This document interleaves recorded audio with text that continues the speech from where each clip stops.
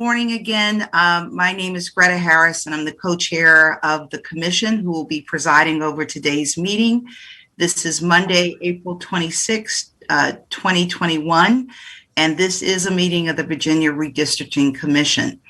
I do want to remind members, staff, and other speakers on today's virtual meeting of a couple of items. First, please keep your microphones muted until you're ready to speak. This improves the quality of the audio for the meeting. Before you speak, remember to unmute yourself, and if not, we'll remind you. Also, please remember to state your name before speaking, and especially before making a motion. This helps in our keeping a track of what is happening. Any votes that will be taken today will be done by voice and by giving a hand signal. Additionally, registration for the public comment period has closed. We do have individuals who have signed up to provide public comment. Such comment will be limited to 2 minutes. I also note that members of the public who wish to comment on an agenda item may also do so by sending in an email to varedist@dls.virginia.gov. The comment will be posted on the division's website, which is redistricting.dls.virginia.gov. Again, for members of the public who would like to comment on today's meeting, the email address is varedist@dls.virginia.gov. And so at this point, I would love for either Claire or Amigo, I'm not sure who's going to do it, to call the roll call, and then we'll get started with our agenda. Okay. Can everyone hear me? I was having sound difficulties. Okay. Yes. Mr. Brenio? Here. Mr. Feliciano? Here. Mr. Gilliam? Present. Mr. Harrell? Here. Mr. Hutchins? Present. Mr. Kumar? Here. Delegate Adams? Here. Senator Barker? Present. Senator Locke? Here. Senator McDougall? Delegate McQuinn? Present. Senator Newman? Here. Delegate Ranson? Here. Delegate Simon? Present. Miss Babachenko? Here. Miss Harris? Here. Madam Chair, you have a quorum. Thank you so much. Today is an exciting day for us. We will have an opportunity on our agenda to go deeper on the pre-recorded redistricting training. We will be forming 2 subcommittees, and then we will go into the public comment period. I would be open to accepting a motion to accept the agenda as presented. I move that the agenda be accepted. Second. This is Sean Kumar. We have a motion and a second. All in favor of accepting the agenda as presented, say aye. Aye. Aye. Aye. Any opposed? All right. Any abstentions? Okay, the agenda stands. So I am hopeful that every commission member had the opportunity to review the Redistricting 101 training that was really well done. And I don't know, is Meg? Yeah, Meg is on the call today. Thank you so much. That was a really great overview, and my cats were personally mesmerized by your cat during the recording. It was, I think, very good. It probably presented more questions for me than, which I think is par for the course, but I would open it up to other commission members who might have questions after reviewing that video.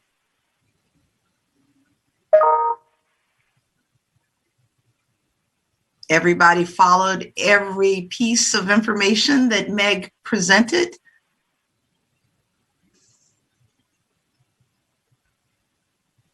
Wow, you were really good, Meg.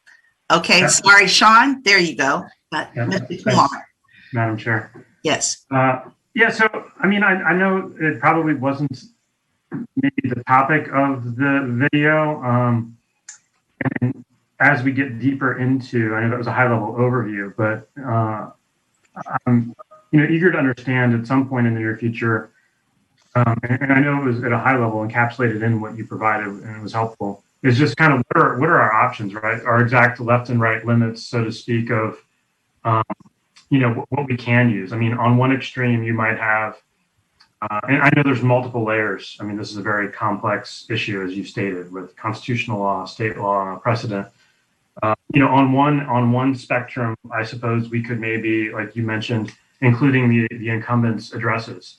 On one solution, on one end of the spectrum, we could not account for that at all, probably within the law, or even create districts from scratch without regard to how they are right now at all. And there might be some really good arguments to not do that. On the other hand, we can just minorly tweak what's already there, accounting fully for where incumbents live in the current districts. And so, just layering within that, I guess, our options, and at some point we're going to have to choose the criteria we'll want to use, regardless of what the census data is going to show.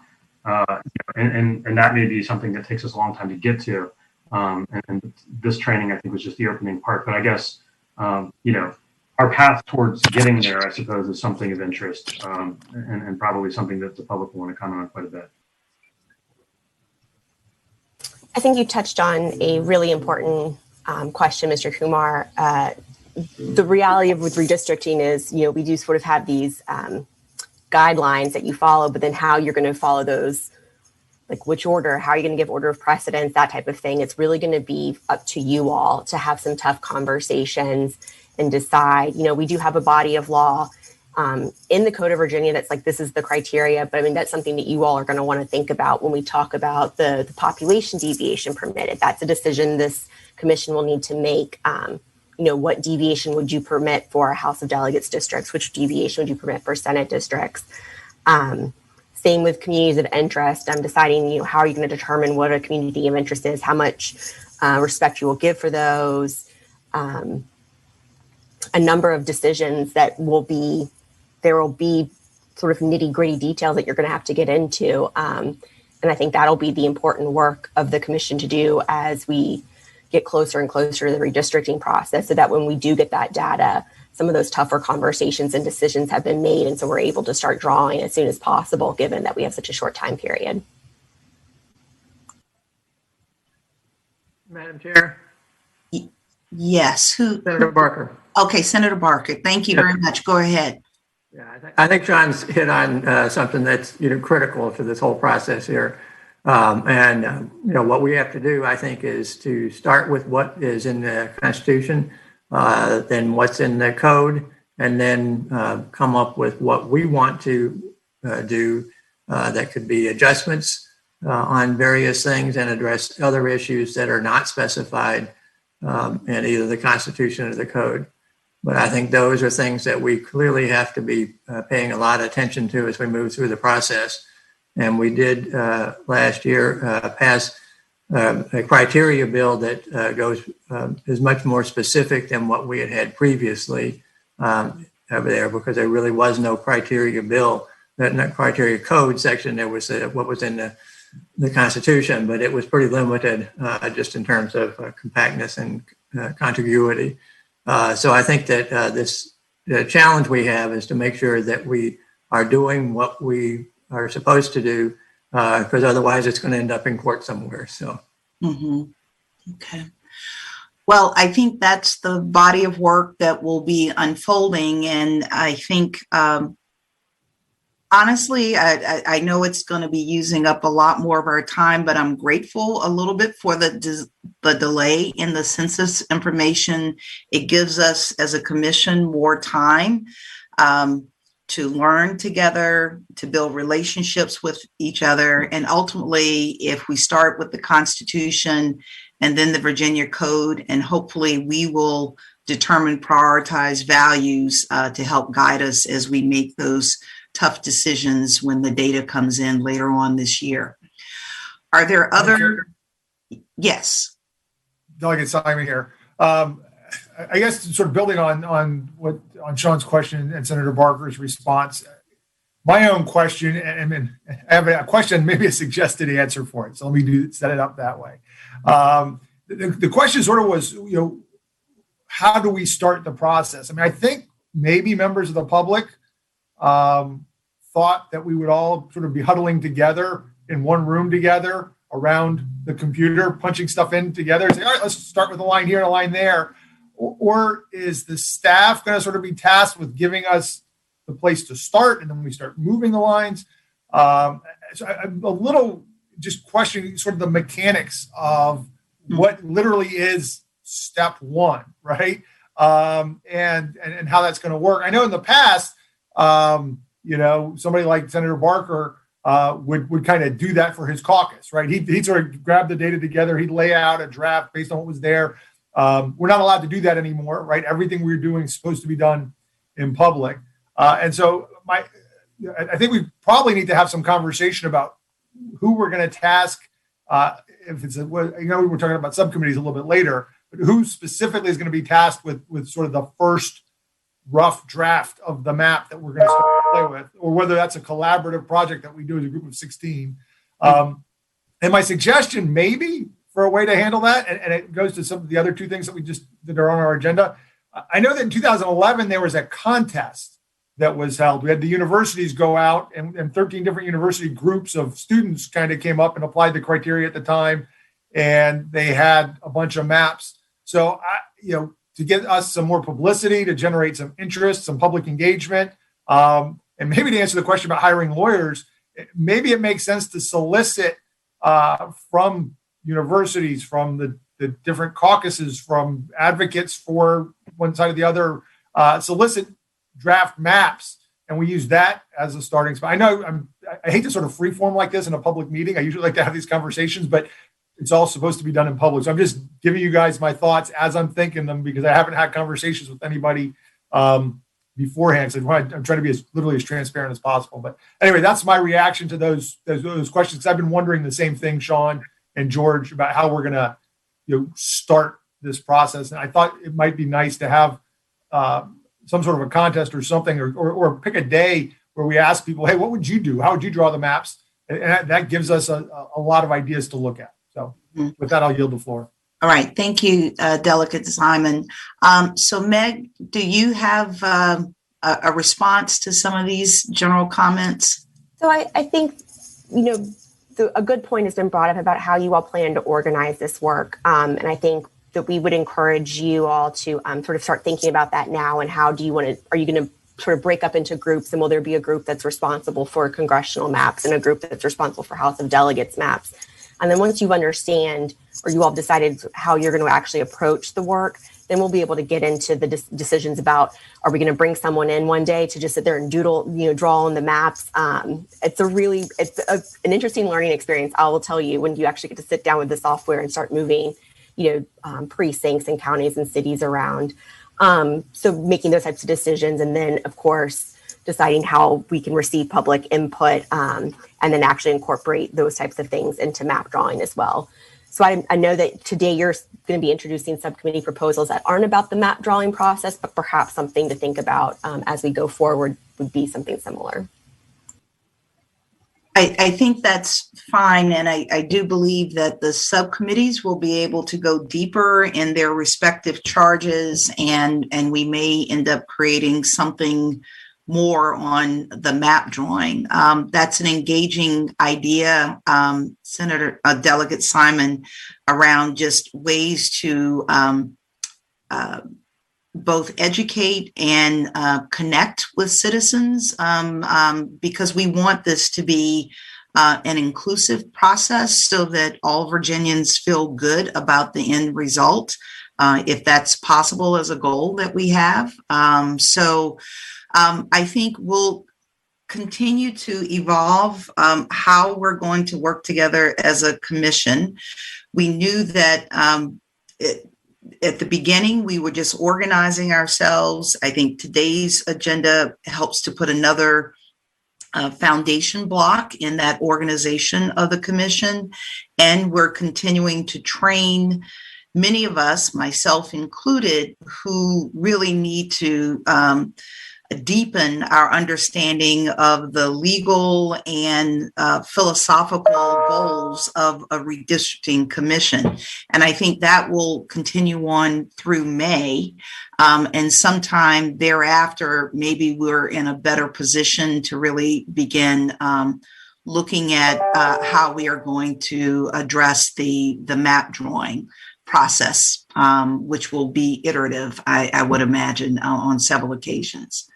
Also, just note, Ms. Harris, that at our next meeting, we'll have someone presenting sort of a general overview of what the mechanics of redistricting look like, to kind of give you the opportunity to see, what does that screen look like when you're using the software. And then we do plan on having someone from our software vendor come and give a really in-depth walkthrough of the software and the programs that you'll be using. So I think that might also help you all decide how to organize this work if there's someone who shows a particular affinity to the technical nitty-gritty drawing stuff, allowing those types of people to sort of take the lead, that type of thing. But all right, thank you. And Mr. Kumar? Yes, thank you, Madam Chair. So, building on your comments and those of our co-commissioners so far, I mean, just one possible suggestion is if we're able to, we've got certain limits required by the Constitution and the Code, as Senator Barker said. I'm open to the competition idea, but before we ever even start playing with maps, and in this sense, perhaps it's a blessing that, as you said, we won't have the census data for a bit, because if we start with a deeper dive into what we must do based on the law, right, and a lot of it's kind of what we can't do, then there's discretion, as Meg said, right? We've got some things we can choose about. We can decide if we're going to prioritize certain factors. If we are able, and I'm not saying we have to or we need to, but if we're able to come to some sort of an agreement or consensus about at least some or a lot of that before we start playing with maps, whether we have a competition, whether we draw it ourselves, the question then becomes, okay, we've made these assumptions or we've made these decisions on policy of what we're going to try to favor. Does this fit? And it maybe protects the purity of the process as opposed to, well, I really like this map, and how can I argue whether or not it fits? It's like we've got something, a litmus test, and there might be a number of maps, of course, that are going to fit that mold.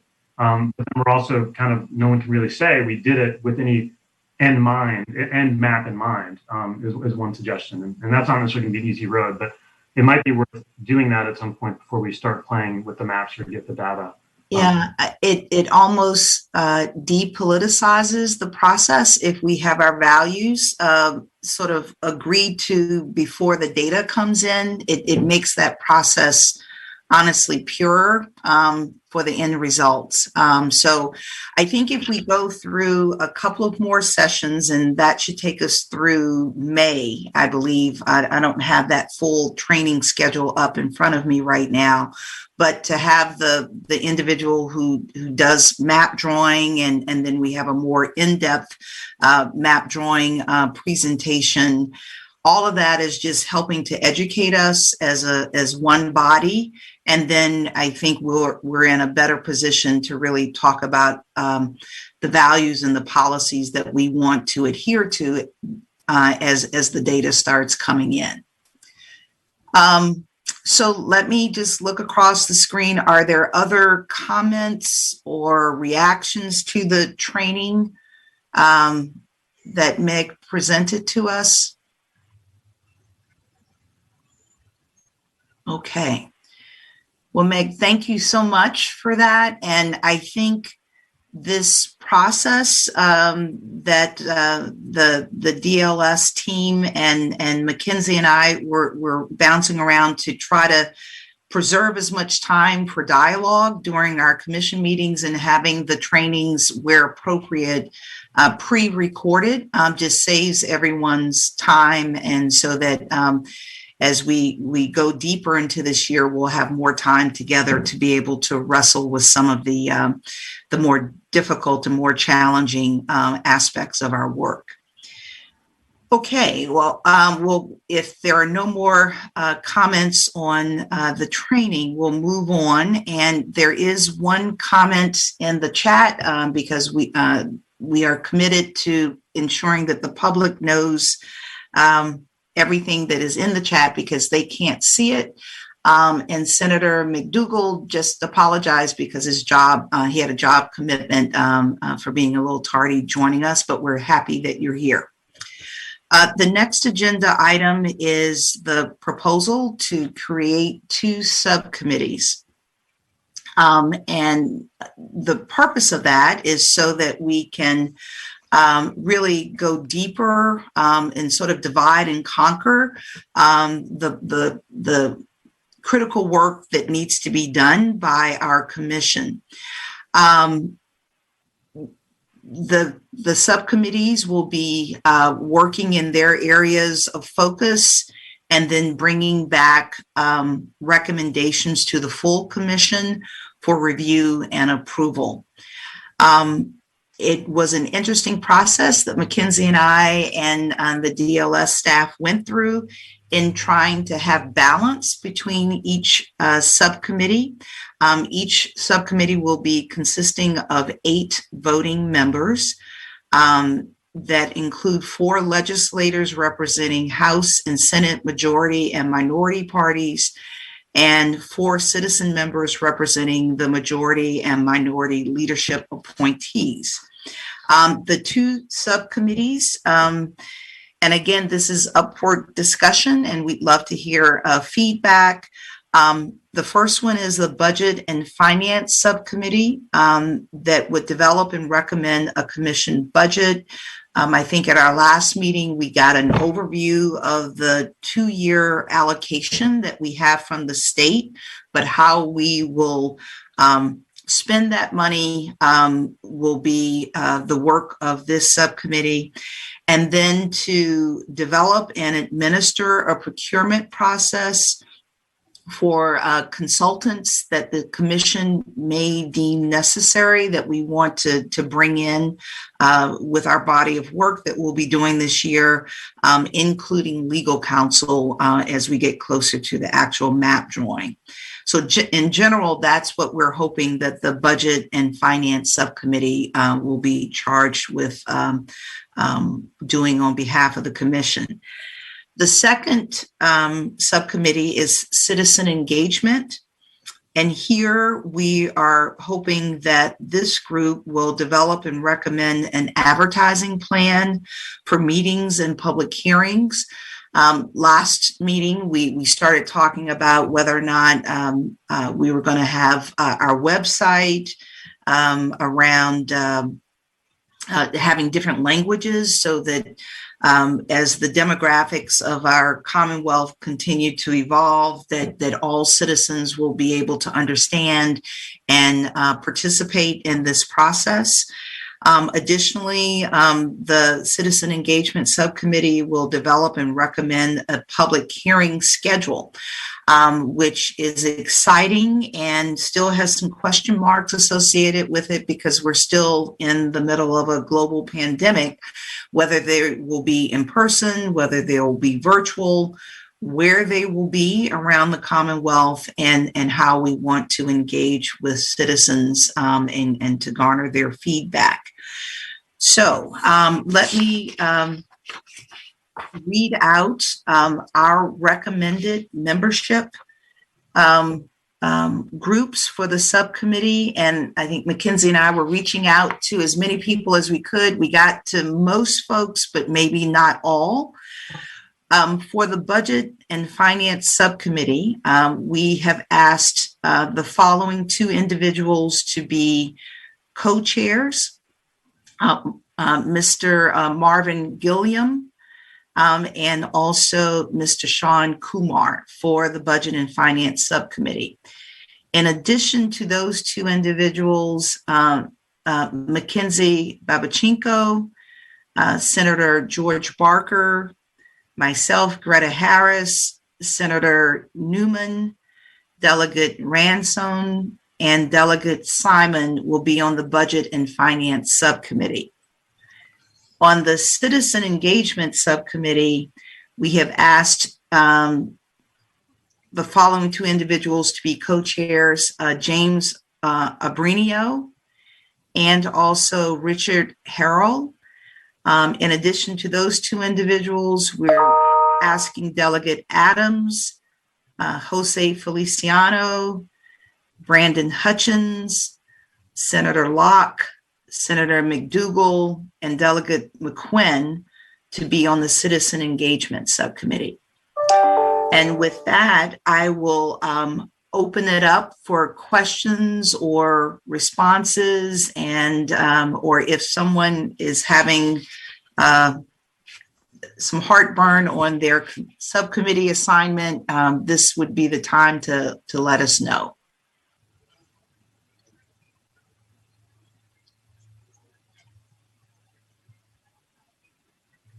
Man, you guys are an easy group to work with here. Madam Chair? Yes. Since there was a pause, I hate to speak twice here, but I think I would note, just for folks, that I suspect, like the rest of our meetings, these are open to anyone who wants to come and attend. And so even non-subcommittee members would be free to attend as many of both meetings as they wanted to and weigh in. And this just sort of focuses the voting group, and it gives us helps us not all be spread so thin if we don't want to. Am I accurate in my sort of assumptions about this? Absolutely, Delegate Simon. Thank you so much for bringing that up. And additionally, we had informing these subcommittees, we said that they would also be open to the public. And I would love to hear feedback in lieu of having verbal comments at the subcommittee level, that citizens could provide written comments and then have the opportunity at our full commission meetings to be able to give verbal comments if they so desired, and would love to know commission members' reaction to that type of structure.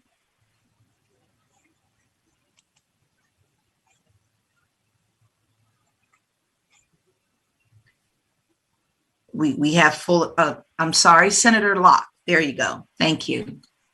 Okay, do we know how soon subcommittees will start their meetings? That's a great question. And we definitely were trying to, would love to see the subcommittees meet on alternate weeks to the full commission meetings. But I think we would put that responsibility on the co-chairs to sort of organize themselves with the help of the DLS staff that can send out doodle polls and help scheduling. That is probably the most challenging thing that we have right now, is just everyone has really busy schedules and trying to find time where the majority of members can meet and be able to begin their work at the subcommittee level. But we were hoping that maybe as early as next week, which may be unrealistic, just given how busy everyone is, that we could get organized. But I'm looking at Claire. I would think that if the two co-chairs could meet today or tomorrow and then give Claire some guidance, she could send out a doodle for the rest of the members of a subcommittee to try to see if by some alignment of the stars, we could get some dates on the calendar. Madam Chair, I can reach out to the co-chairs after this meeting and send an email, get available dates, and then try to send a poll out to see where we're at. I think that would be helpful. And I think as much as we can be flexible with our schedules to try to get these on the calendar would be helpful. Madam Chair. Yes, Delegate McQuinn. Are we expecting the subcommittees to have a quorum for votes, and then are we going to be allowed proxy in case you cannot, and get one of the other members? Is there a procedurally what's in place for those committees, subcommittees? I don't know. Do you have a recommendation as No. to what you think would be a fair and just way to operate the subcommittees? No, not at this point. I'm just asking in terms of for voting purposes, because I assume that we will have some of that responsibility as well as subcommittees. So, I mean, I don't know, I'm just asking. Yeah. okay. So for the subcommittees, again, while they will be voting on recommendations from that subcommittee, they're going to be bringing their agreed upon recommendations back to the full commission for approval. But I would imagine that we would need at least the majority we would have to have it, if it's 8, at least 5 members there at any given time. But I'm open to other suggestions that people would have so that we give guidelines so that everybody knows how to operate. So that would be one thing, what constitutes a quorum. And then secondly, would we allow proxies to sit into the subcommittee or not? Those would be the 2 questions I'd put out to commission members. Any thoughts from folks? Senator Barker? Yes, Senator Barker, yes. Yeah, generally, I mean, what in the General Assembly and in public meetings, you would have to have a majority of the committee members directly participating. And so that would be 5 of the 8, at least 5 of the 8 would be involved in the meeting. When we have in-person meetings, you have to have at least a majority that are there at the meeting. Others can participate remotely, but in many instances, but it would have to be 5 of the 8. You could not count one of the persons who is remote participating as part of the quorum then. Okay. Well, since more than likely for the next, I don't know, at least few meetings, maybe a few months, we're going to be doing everything virtually. I would imagine if we have a total of 5 participants, then the subcommittee work could move forward and that would constitute a quorum. Or Meg, yes. So I did want to jump in. Technically, we do have a definition of quorum for the entire committee or the entire commission. So in theory, you could think about sort of mimicking that quorum definition for subcommittees just to kind of keep everything on the same page. Okay. So what we do for your commission meetings, a quorum is a majority of the legislative commissioners and a majority of the citizen commissioners constitutes a quorum. So perhaps you could mirror something like that. So you couldn't just have 5 all the legislative commissioners and then 1 citizen commissioner and then a decision gets made. Okay, so it would need to be 3 and 3 to constitute a quorum, 3 citizens and 3 legislative representatives to constitute a quorum for a subcommittee. Right, so you all have 4 legislative commissioners and 4 citizen commissioners on each subcommittee, right? Yes, okay. That sounds good to me. And the scheduling is going to be challenging, but I'm sure that everyone is committed to trying to make as many meetings as possible. But how do people feel about that? 3 citizens, 3 legislative representatives equate to a quorum for our subcommittees. Madam Chair, I think that sounds fine and ideal. I guess we could address it now, or just if it comes up, if it becomes challenging to obtain times that would work for that many people, another option, if staff says it's okay under the rules, could be that since a lot of this is to kind of do work and have discussion, time with staff, that we could maybe have a rule that 3 out of 4 of each type of member is required to take a vote on anything, but to meet and have discussion and do some work, maybe we could lessen that as one proposal. And that's a great suggestion. Ms. Lamb, if we are just working and learning and clarifying, but not voting on something, is it okay for the subcommittee to continue that body of work? So I'll defer to our parliamentarians in the group. My understanding is that as long as we're not taking a vote on a specific action, quorum isn't required, but I know we've got some rules nerds in this group, so I'll let Delegate Simon. Okay, jump in. Delegate Simon, I see your hand up.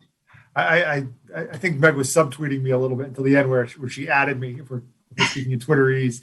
Anyway, no, I think, frankly, I'm not particularly concerned with the quorum requirement, as Sean was saying. I mean, the subcommittees aren't going to have I don't think, the authority to do anything binding anyway, as I understood the proposal, that whatever comes up at a subcommittee meeting ultimately has to be approved by the full commission at a full meeting that meets all the quorum requirements and so forth. So even if you did, for whatever reason, have an outsized number of legislators at a meeting and not enough citizen representation, I don't think you defeat the purpose of the commission, because ultimately those citizens are going to have an opportunity to see that final proposal, that work product, and vote on it before it becomes effective. So that's why I was sort of quiet about the whole, what constitutes a quorum. I don't think, frankly, it matters a whole lot. And maybe there's an argument to be made that we don't even need to have quorum requirements, since the role is advisory anyway. Well, we're going to be encouraging commission members to try to participate as much as they can in the subcommittees, because we think that that's where deeper work will occur, and will continue to clarify, our the recommendations that will come back to the full commission for how we're going to operate here. So we'll give it a shot, and I think this is an evolving process, and we're again being very transparent with the public. We'll try some things, and if it doesn't work and it needs refinement, we'll be open for that as well. So in general, again, just to recap, we have our co-chairs for each subcommittee. We have our membership for each subcommittee. For right now, a quorum will constitute 3 citizen and 3 legislative representatives for voting purposes with the subcommittee recommendations to the full commission. And anyone who wants to come to a subcommittee meeting will make those links available. But for voting purposes, for recommendations that will be lifted up, it's only the members of the subcommittee. Let's see. Is there anything else that people have comment on or need clarity on for the subcommittee formation and operation? Madam Chair, Delegate Adams here. Yes, sir. I would just say, just on that last point for the subcommittee chairs, I think even if we get to the point where we need that extra flexibility, I think that'd be fine, according to what Delegate Simon has said. But I do think we should strive to sort of mimic the quorum rule, just in terms of following what sort of the intent is on the overall commission, and we just would suggest that for the chairs, that we certainly try not to make every effort to have committee schedules where we can keep that balance between the commission members. I couldn't agree with you more, Delegate Adams. And again, this year, we're asking all commission members to be as flexible and adaptable with their work schedules to try to attend as many of these meetings as possible. I think this gets us started, and then Ms. Waters will be reaching out to each of the co-chairs, subcommittee co-chairs after this meeting. We'll get some beginning dates, and please be on the lookout in your emails for polling data that will happen over the next day or so to try to schedule those meetings. But all commission members will get the dates of the subcommittees so that you have the option to participate if you want to. Okay. Let me just, one other point of clarity. Ms. Babachenko and myself, when we were talking with the DLS staff, again, are very much committed to transparency. And so the subcommittee meetings will be open to the public, but we will not receive verbal comments from the public at the subcommittee level. People can come, they can provide written comments to the website. And then if it's something pressing, they can always come to a commission meeting and sign up to speak on the subcommittee issue that they may have interest in. Are people okay with that structure? Okay, I'm seeing a few heads shaking, so. Yes, Madam Chair. Okay. All right, thank you, Delegate McQuinn. So we'll try that, and again, we're adaptive, and so if we need to make refinements in the future, we will. So I do want to. So I think we're good on the subcommittees, and boy, we're really moving along on the agenda today, and I think we are prepared to move forward with the public comment period. I believe we have. I wanted to thank the DLS staff for making some changes to the commission's website. I think there was some confusion in previous meetings where people were just registering to attend our meeting, and by accident, they signed up to speak. And so we were having like 30 people signed up to speak, and it really wasn't that many. And so now on the website, it makes it, you have to be very intentional if you have a desire to speak at one of our commission meetings. And it makes it easier just to sign up to be able to listen in. So we have 9 individuals who have registered by our deadline, which was yesterday. We still are limiting the comments to 2 minutes, and I think Ms. Capers will be monitoring the time.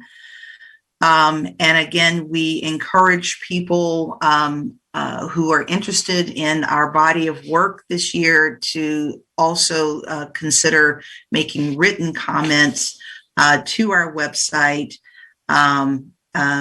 Or you can send an email with your comments to varedist@dls.virginia.gov.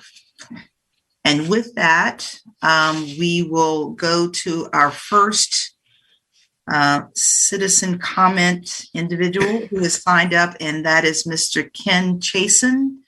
If he is available, and Ms. Capers, if you could let him in, please.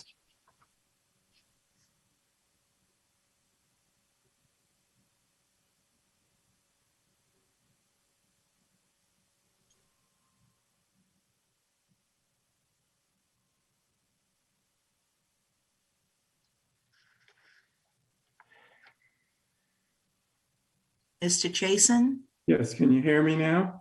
Yes, sir. Okay, good morning. Good My morning. name is Ken Chasen, and I live in Charlottesville. I'm a retired information technology professional, and my areas of expertise are business intelligence solutions and data analysis. I would like to propose a strategy for redrawing Virginia's congressional district maps based on a hub and spoke architecture, where the hubs are Virginia's 25 most populated counties, and the spokes are adjacent smaller populated counties. This map drawing strategy is modeled after how the Virginia Association of Counties and Regions is organized, which currently has 13 designated state regions and a subset of all existing Virginia counties. Virginia's 25 most populated counties represent significant communities of interest and place and account for 2/3 of Virginia's total population.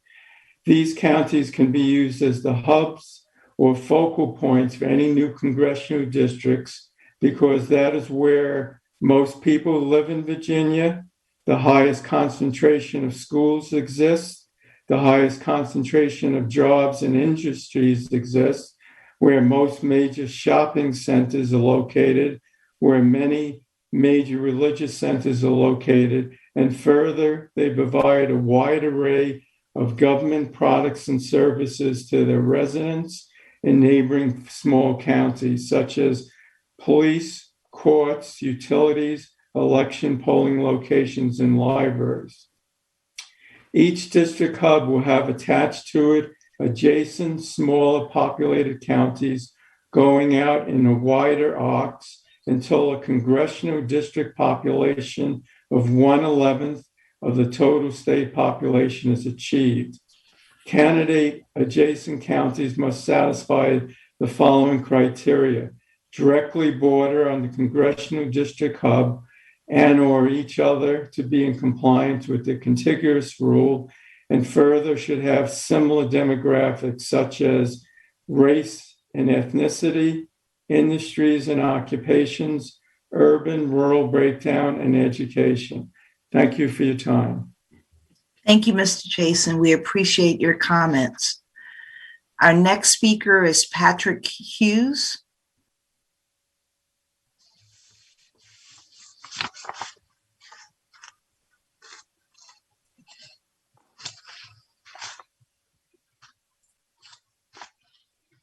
Madam Chair, it's Shay Capers. He's not here. We only have 2 additional attendees that registered for public comment, and they are Aaron Corbett and Stephen Martin. Okay, and Stephen. Okay, all right. Thank you very much, Ms. Capers. We have, is Mr. Martin on board? Can we let him in?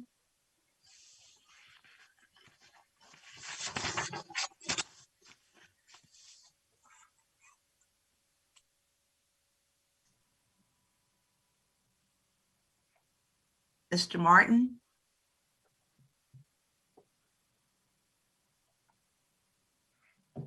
Mr. Martin, you may have to unmute yourself.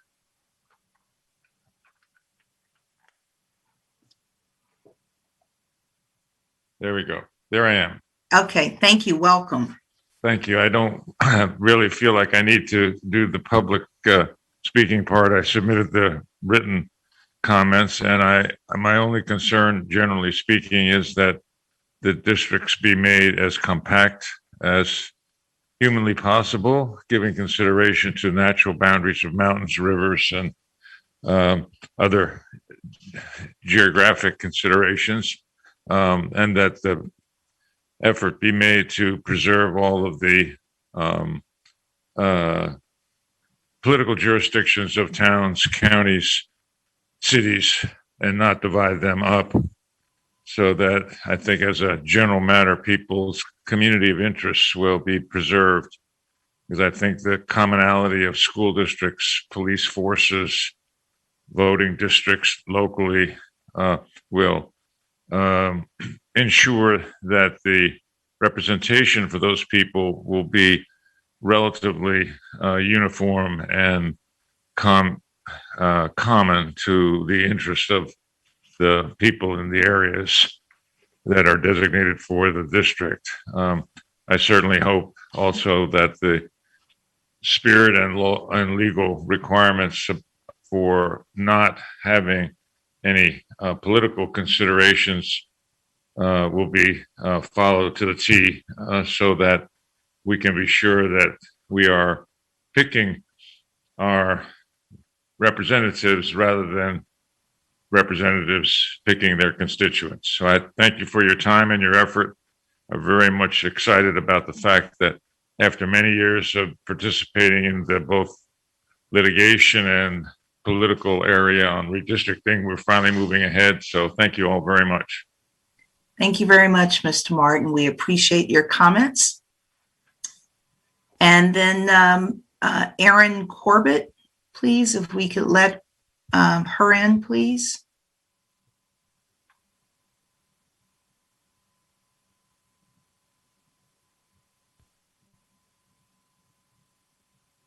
Thank you so much, Madam Chair. Can you hear me okay? Yes, ma'am. Go ahead. Go right ahead. Perfect. Thank you so much. Thank you so much for giving me the time again to speak.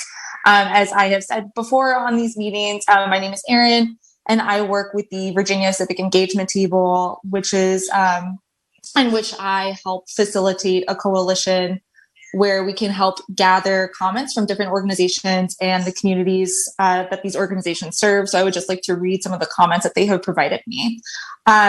Firstly, I know that there was a reference to the chat feature that's used in Zoom. So I just want to flag that Zoom chats can always be saved just to make that easier. And then also for those Zoom chats to then be made accessible and open to the public.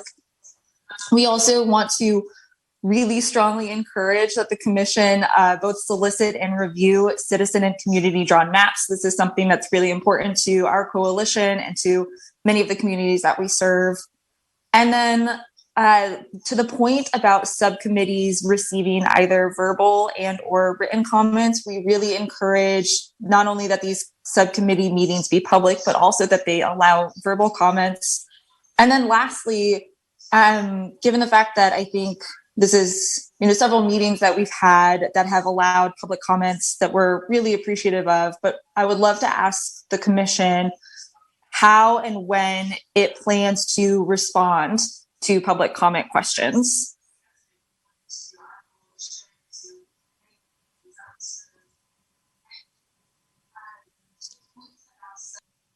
Thank you very much. We appreciate your comments, Ms. Corbett. And I just want to confirm with Ms. Capers that we don't have anyone else signed up to speak. Madam Chair, yes, we do. We have Christine DeRosa. Okay. Ms. DeRosa, if you could please begin your comments.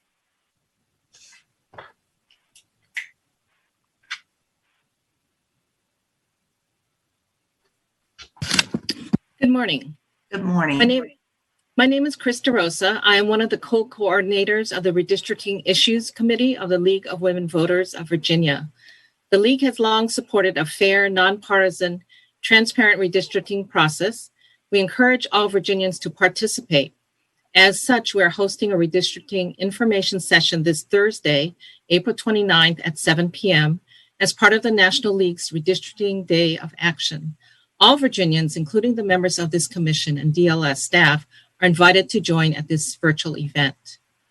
To ensure full transparency, the League suggests 3 simple things that will assure the public that you are operating in full sunshine. And I see that one of our requests has been granted. You are appearing in gallery view. We are very pleased that we are able to see all of you and not just a few of the speakers. Second, as Ms. Corbett just suggested, please publish the chats on the DLS website. And third, we suggest that the commission provide closed captioning during meetings to reach Virginians who are currently unable to access your meetings. Next, the League encourages the commission to take advantage of the extra time you have been granted due to the census delay. Please schedule public hearings beginning in early summer rather than waiting until July and August. Remember to publicize the hearings widely in different languages and with timely notice to the public so they have time to prepare for their appearance. We recommend that these hearings be held in person as well as virtually and in all regions of the Commonwealth. Many Virginians may prefer to testify in person, especially those who may lack access to reliable internet and technology. And finally, the League suggests that the commission devote a portion of every meeting to discussion, ask questions, respond to citizens' questions and comments. Yes, this may require extending your meetings beyond the scheduled 2 hours, but we think that it would be valuable for you and for the public as you work towards the drawing of fair maps. Thank you very much for allowing me to speak. Thank you very much for your comments. We appreciate your interest and input. Ms. Capers, is there anyone else that is signed up to speak? No, ma'am. Okay. So to Mr. Wade, while we made some progress on the sign up for speaking and attendance to our commission meetings, we may need to continue to refine that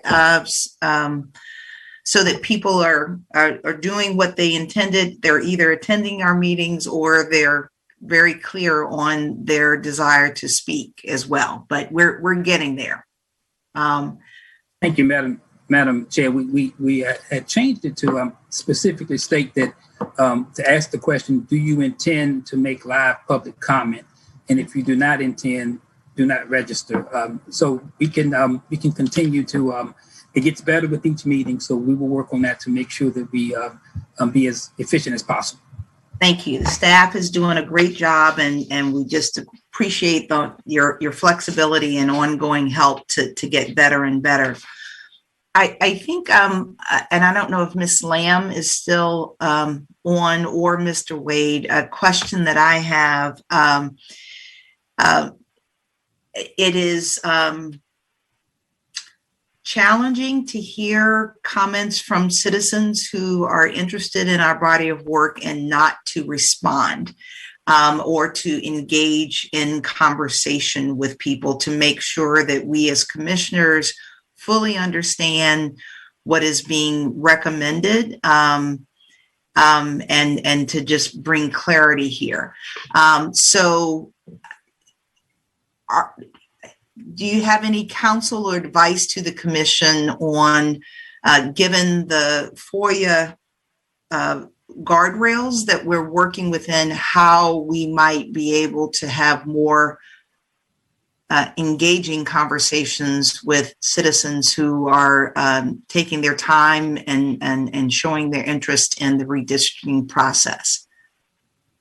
Well, I think, Madam Chair, that the way that the legislation is written is looking for that interaction in the context of a public hearing.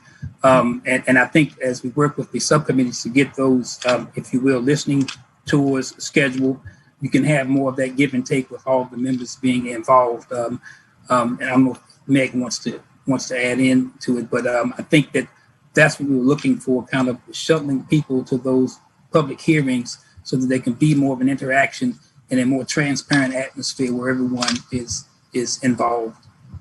Okay. All right. Thank you, Mr. Wade. And I was just going to ask the members of the General Assembly who are on this commission to maybe speak up if they have any thoughts, since they are often in committee meetings with members of the public who are trying to engage with them, and how they would recommend you all being able to engage, but not getting in a back and forth dialogue with every public commenter. Okay, and Delegate Simon has his hand up. Yes, sir. So, Madam Chair, just reacting to that a little bit, I think it's worth, and I think Amigo kind of said it, I think it's worth distinguishing between public comment and a public hearing. And I think if we set up some meetings that are designed specifically to be a public hearing, there can be an opportunity for some back and forth. The danger of back and forth is there's a couple. One, witnesses, we don't want to be cross-examined essentially by the witnesses that are coming to speak to us, right? And so when there's an invitation to engage, it's not necessarily appropriate for those. And we had that happen, as Senator McDougall will remember, to one of our judges who was going back and forth on what should have been a public comment about her judgeship. So, I mean, it's a little bit risky. I think typically they're deferring to the chair. I guess the last thing I'll say about it, the chair is usually responsible for sort of controlling that and how much back and forth they want to allow. It's sort of a prerogative of the chairman to say, to folks, this is going to be public comment, so we're in listening mode only, versus, or you can sometimes just take a chair's prerogative and say, hey, that is a really interesting point. It sounds like something that's maybe worth expanding on for all those of us that are members of the group. I'm going to take the chair's prerogative and open that up to a little bit wider discussion. That's typically how it's handled, I think, to Meg's point in our legislative hearings. You sort of establish the basic rule at the beginning, and then the chair is allowed to deviate from that. I don't think any of that, frankly, implicates FOIA, though, unless I'm missing anything. I think it's mostly a meeting management issue more than a FOIA issue. Okay.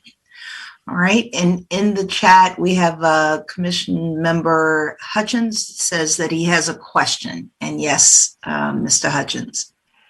Thank you, Madam Chair. Delegate Simon may have touched on it. I was trying to find the button to raise my hand, and I did. But I do have some concerns. Aaron Corbett, for one, she was asking about questions or how we would go about answering questions from the community. You know, I'll tell you, when I got involved with this commission, I fully expected to leverage the expertise and experience of those within the community. But based off of that meeting, in which we discussed FOIA, I was a little, I got a little scared at the end of that, about, because it made me feel like I couldn't talk to anyone. And that's first. Second, that next commenter, Christine DeRosa.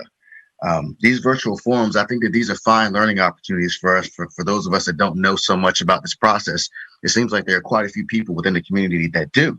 And I would like to leverage that. So is there any rule against us attending these forums and maybe not speaking? Or do we just stay away from them completely? I'd really like to know the answer. Thank you. Ms. Lamb, do you have an answer for Mr. Hutchins? I think it is acceptable to attend forums, hearings, redistricting, panels. I think I would just caution to consider what your involvement is and looks like, given the rule that we have about not engaging with people outside of a public commission meeting on matters of redistricting and reapportionment. Thank you for that. So I do think that the work of the Citizen Engagement Subcommittee is going to be really important because they will be really crafting the structure of when, where, and how we will conduct public hearings around the Commonwealth, and probably have some rules of engagement of how commission members can engage back and forth with citizens. And I agree with you, Mr. Hutchins. We do want to leverage experts out in the field who really have been thinking deeply about redistricting, and those who are interested in this process. And so figuring out how we can do this in a transparent way and stay within the legal boundaries that we need to is going to be important. So I think if we give the subcommittee a little bit of time, that I am hopeful that they'll bring back recommendations that will be useful and be more fulfilling to both citizens and commission members for that type of equitable exchange. We are finishing up quite a bit earlier than we had predicted. And so are there other items or things that we should consider before we get ready to adjourn? I would say that one of the comments that I think the Ms. DeRosa made around closed caption is something that we'll go back and consider because we are working on the website to be able to offer multiple languages on that, and the closed caption would make a lot of sense to do that as well. So a lot of the recommendations are really spot on, and it's we just ask the general public to give us a little bit of time as we're continuing to further our organization and to get stronger as a commission. So if there aren't other comments, our next meeting will be Monday, May 10th at 10 a.m. We do, there we'll have an introduction to the mechanics of redistricting and I guess map drawing. That will be actually pretty exciting. And there's one other comment from Delegate Simon saying the public stream is closed caption. So I'm looking at Mr. Wade. Is that indeed true? Yes, ma'am. We use the Senate's platform, and I believe that is closed caption, but we can confirm that. Okay. All right. Well, thank you. It's the collective we, so everybody contributing and makes us better. So with that, I just want to thank everyone for your attendance and for the public comment contributions. And we will look forward to seeing everyone in a couple of weeks. And please check your email from outreach from Ms. Waters to try to get our subcommittee scheduled. And everyone have a great day. Thank you. You as well. Thank you. Thanks. Bye-bye. Bye-bye. Bye.